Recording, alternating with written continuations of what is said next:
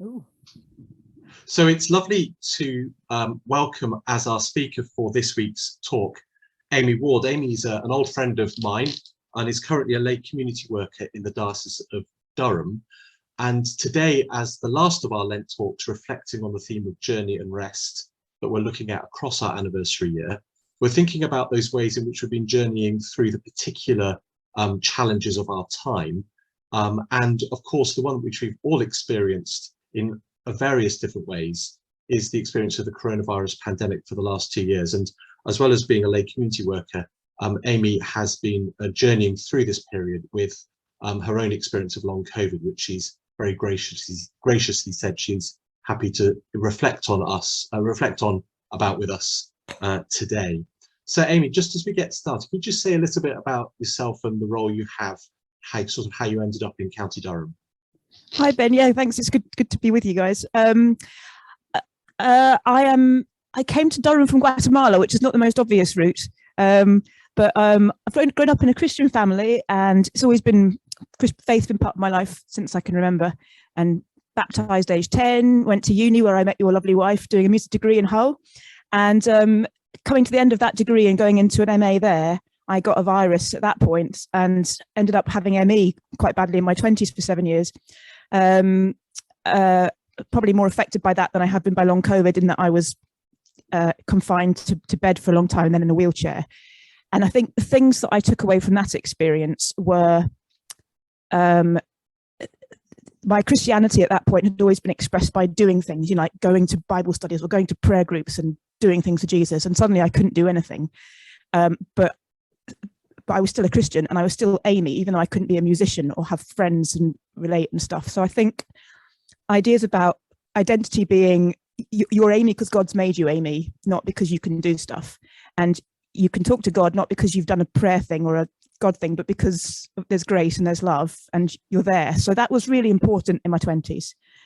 And I also felt that in my 20s, in that experience of ME, when people were helping me and keeping in touch and being friends, that was God's way of expressing his love for me through the love of different friends and things. So once I did get better in my late 20s, I thought, I can get out, I can do stuff, but also I'd like to go and do to others that kind of stuff of being an expression of God's love. Which sounds very pious, but it was just really, I learned that even things like having a card through the post or someone pop round with a bowl of soup that they'd made for you made a huge difference to my life. So I ended up in Guatemala for a couple of years doing stuff with girls in the prison out there. And out of that thought, I really would like to continue being able to express my faith and live in a way that sort of connects God and community in the future, but it would be nice to do it back in the UK. And that led to eventually coming to Durham and now working for my church in the community here. But obviously, across this last 2 years, you've had a particularly strong experience of the coronavirus itself, and that's developed into long COVID. Could you say a little bit about your experience of COVID then? Yeah, so I got COVID along with other members of my church. We think we probably got it together at a church weekend away. The weekend before, I think, or 2 weekends before lockdown, and I started isolating the Saturday before Boris put everyone into the first lockdown on the Monday. And that was a fairly unpleasant experience, as many others have had, and quite a scary experience. It was helpful having others from the church going through it too, because I could text and say, this is happening to me, is it happening to you? And also we had some doctors in the church, and they were calling and checking on me, and at various times said, actually, we think you should call 111, and that sort of thing. There were a few nights when breathing got really hard, when I was thinking, I was praying Psalm 23 and thinking, I haven't updated my will, it got quite hairy. And a couple of weeks in as well, there were nights where I had some really quite scary chest pains. So there were points where you felt very vulnerable. I think above all, it's the unknown, because it was a new virus, an unknown virus. It was this thing of not quite knowing if it were going to turn, and if so, how it might turn and what that might feel like and be like. I think that was the scariest part of it. And then just coming out of the virus, it was just then that thing of, if you've had any sort of long-term thing or just a nasty bug, expecting to rebuild slowly. And of course, having had the ME in my 20s, there was particular sort of awareness of post-viral possibilities. It didn't really occur to me that I would have long COVID, but the recovery just wasn't happening very quickly, and muscle pain and fatigue and all these things were continuing. And I was rebuilding slowly, but by Christmas 2021, I sort of fell off a cliff again and was really badly affected by the pain. And it's been a much slower year of slower recovery again since then. So amidst those challenges, obviously your faith has been an important part of the support for that journey, but has that changed or developed or been challenged by this particular experience of long COVID? I think so. I think the ways that I kind of thought about faith and how I related to God in my 20s with ME haven't worked or haven't been the same this time round. So whereas in my 20s, the support from others and things, I felt, oh, that was God loving me through them. Now it's like, well, that's not good enough. You could bring someone to give me soup, or you could just make me better, and I would prefer that one. I'm not prepared to be sort of mollified by you just loving me by there being nice birds outside or something, so kind of being prepared or satisfied with counting small blessings, or accepting that God was in small acts of wonder or mercy, things like I wasn't satisfied with that, if you like. I'm very comfortable with that. I think that's okay, and I think God can take that too. So that hasn't been problematic, but I've been aware that my response has been different. I'm also at a different stage in my life. I'm nearly 40 now. I was in my early and mid 20s before, and so the illness has also come alongside things like not having my own family, which when you're in lockdown, you can feel, as others with family will have felt their own challenges. But that was a challenge for me. I love my job, but it's not one that brings in loads and loads of money, and so sort of the financial vulnerabilities really came in. So you sort of felt like, when we count blessings, they tend to be in terms of health, wealth, and family and relationship, and all of those things seem stripped away. And so just to say, oh well, he looks after the sparrows, so he'll make sure I'm all right, didn't always feel enough. So it's been a lot of being angry at God, I would say, in the last year or so. Were there any particular spiritual resources, like whether it was scripture or patterns of prayer, yes, that you went to that either held you in that space, or comfort? Comfort's the wrong word, but that kind of held you through that experience? Yeah, definitely. I mean, Job was very helpful. But actually, lots of people are really hacked off at God in the Bible. And that was really, all the prophets are having a beef with him. Quite a lot of, it's a running theme, certainly in the Old Testament, perhaps slightly less in the New Testament. But yeah, the Old Testament, and even things like, Ecclesiastes, meaningless, everything is meaningless. There are times when you're assessing your life and you're thinking, all I can do today is be conscious, eat food, hurt, and go to sleep. That's very close to meaningless, everything is meaningless, even though that life ultimately is given by God. So to have the words there gave me permission to say them. And although there was a lot of hopelessness, there wasn't complete barren hopelessness, because it's all found within this bigger sort of context of God and scripture. So yeah, and obviously Jesus' desolation. I can remember last year on Good Friday lying in the bath and pointing out to God all the ways, and I was having a real kind of sob fest and just pointing out all the ways in which my life was not rich. Eventually this kind of quiet voice came in and said, Amy, it's Good Friday, and actually it was annoying because it sort of let him off the hook a bit, but just to think, yes, okay, you know what it feels to sort of love without it coming back, to live and feel like it slapped you in the face, all these sorts of things. And it was sort of a comfort. I was still cheesed off with him, but it was I couldn't say he didn't know. Yeah, and I don't want to. It's glib to sort of go, well, what are the gifts of this or something, but what are the insights, I suppose, is that where's the richness of this been? I actually think the richness at this point is in the desolation, and the fact that that's still held in something bigger. And if I think about people that will have experienced similarly desert times, I don't know. I don't know if it's harder to experience a desert and feel that God is there and either just doesn't care or isn't there with you, or if it's harder to feel that you're in a desert and not believe that there's a God around it. But I think on balance, it's probably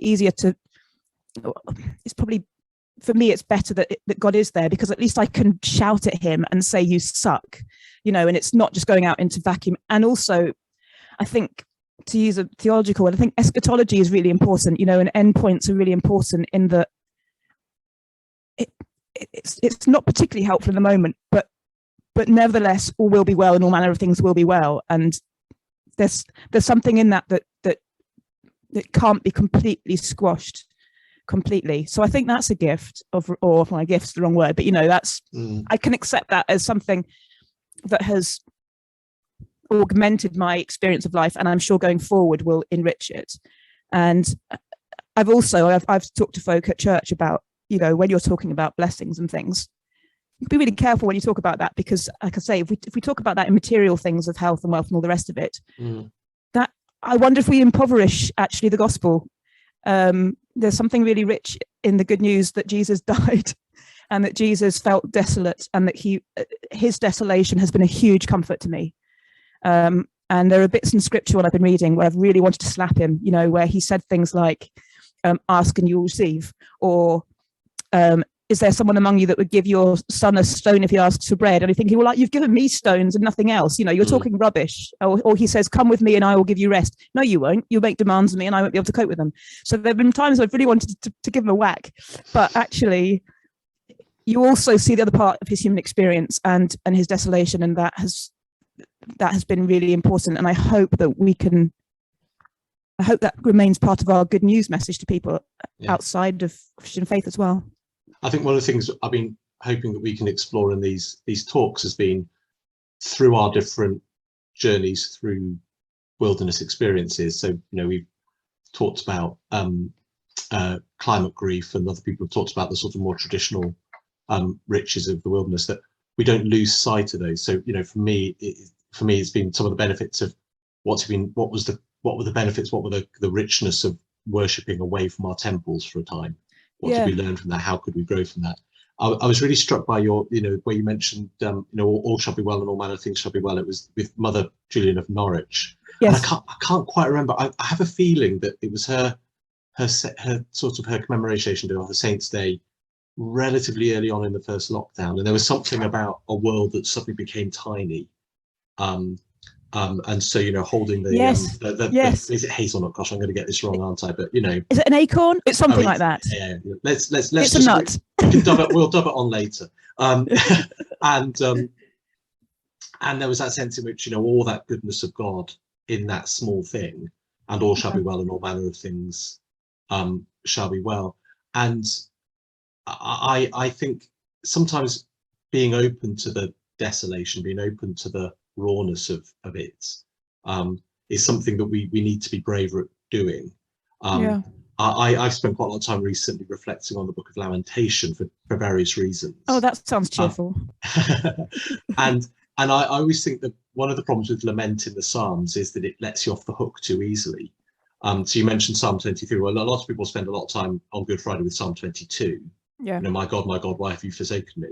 Yeah. And then when you get to the end of that, you turn the page and you go, well, yes. Oh, he's happy. Yeah. Yeah. No, it's whereas very actually good. the Book of Lamentation doesn't leave you anywhere to hide.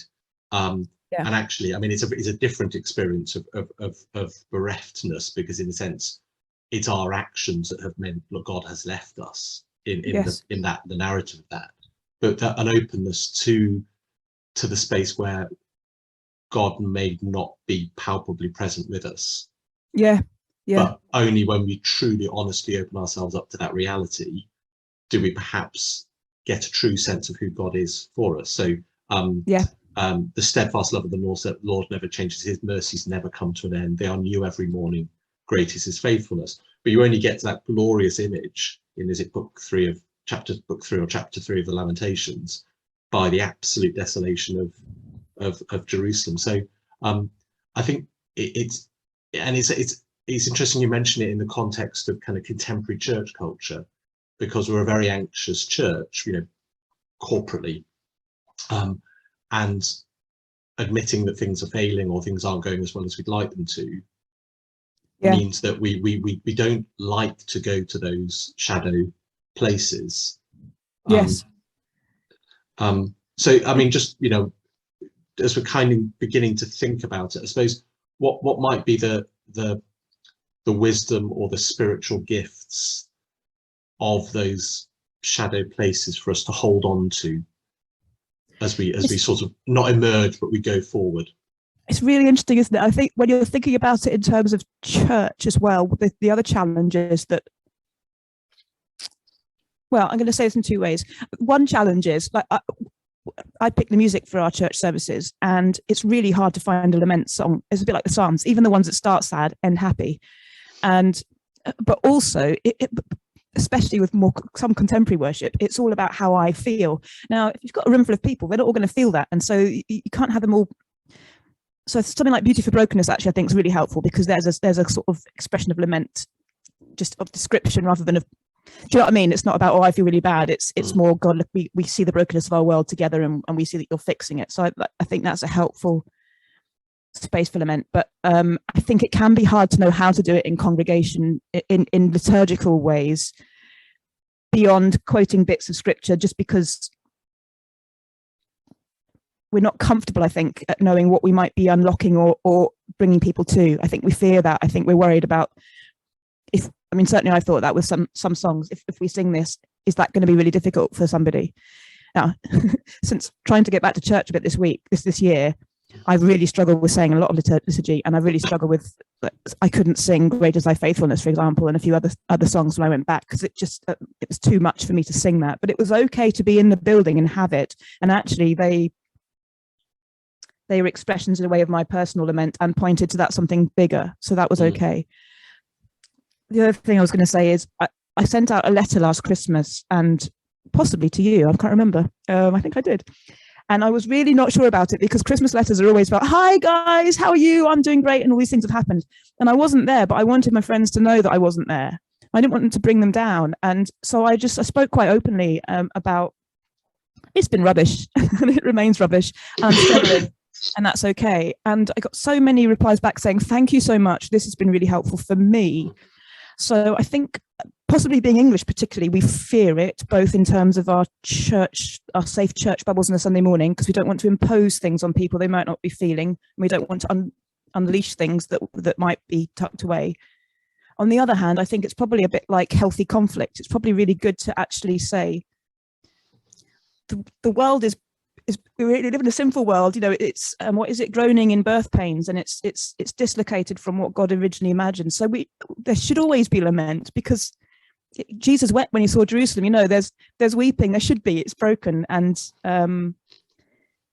especially when you're at the moment with these tides of difficult things that are happening locally and internationally. I wonder whether doing it together actually means that it doesn't become overwhelming because it's shared. I don't know. I'm now just trying to work things out as I say them. Yeah.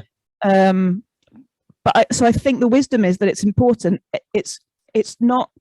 We shouldn't fear it, and actually, it could really bring something. And I think we probably need to practice it. And I wonder whether actually the COVID experience might have helped us, because everything was so obviously happening that was bad to us. Maybe we started talking about challenge in a way that when things were more private and tucked away, we didn't before. So maybe there's something there that's actually, maybe something has been released that we can build on. I don't know. So perhaps just as in kind of way of conclusion, perhaps one of the things we should be reflecting on is how do we open ourselves up to those shadow places? Yeah. And also how do we hold open a place where those shadow places are other people can be with them in those places, if that makes sense. Yes. And that might be something we do in our liturgy, or in the shape of our buildings, or in the patterns of our prayer, and open ourselves up to the, I suppose, you know, that you can't get to the you can't get to the empty tomb unless you pass the cross. Absolutely. Yeah. And not be afraid of that, really. So I think not.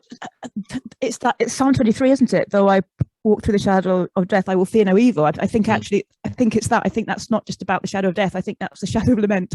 Yeah. You know, and that idea is, it's Psalm 80 something or other, where he turns the valley of somewhere or other into springs. You know, there are lots of dry places going into springs, and I think, I wonder whether COVID has helped us to start doing that, because I certainly know in our church that people have talked more about what they're struggling with in that context. Yeah. And the question, oh, how are you? You can now answer that by saying, I'm not great. Whereas before it was always, oh, I'm fine, irrespective of the answer, you know, and maybe that's the beginning that we need. I also think there's probably a challenge about how do we do that beyond church doors and help wider community lament and mourn and grieve, but in a way that's somehow can turn to springs and get to an empty tomb. Yeah. Don't know. I think that's a good place for us to stop. So, Amy, thank you so much for sharing so honestly and openly. I've certainly learned and gained a great deal from it. The gift of that. I won't say the B word, but the gift of that. And I'm sure everyone else will be grateful for that as well. So thank you very much. Thank you. Bye, everyone.